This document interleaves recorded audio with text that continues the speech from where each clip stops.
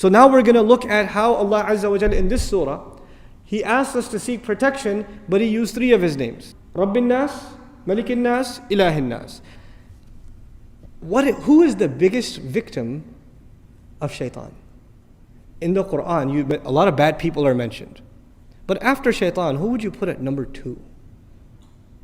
Fir'aun. You would put Fir'aun at number 2.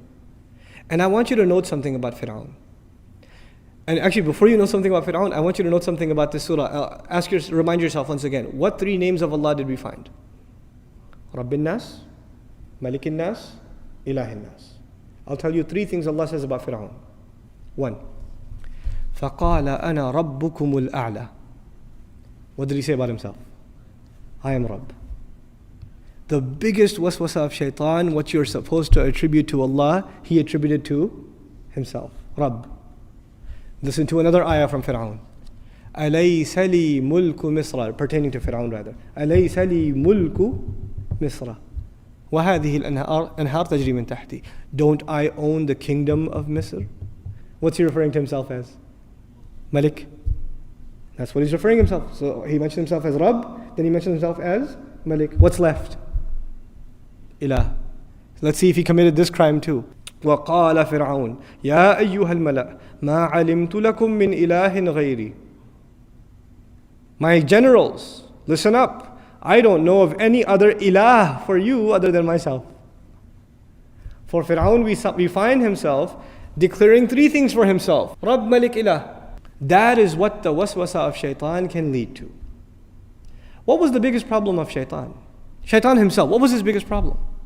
Arrogance. Arrogance. What is the biggest thing he can instill inside a human being? Arrogance. And what is the worst manifestation of arrogance? Fir'aun. But you don't have to reach Fir'aun to be worried that you're headed down the same road that leads to Fir'aun. Today we are not living in a time where people declare themselves gods over others. But we are living in times where people declare themselves gods over themselves. They declare themselves their own master. I am my own man. They declare themselves their own ilah.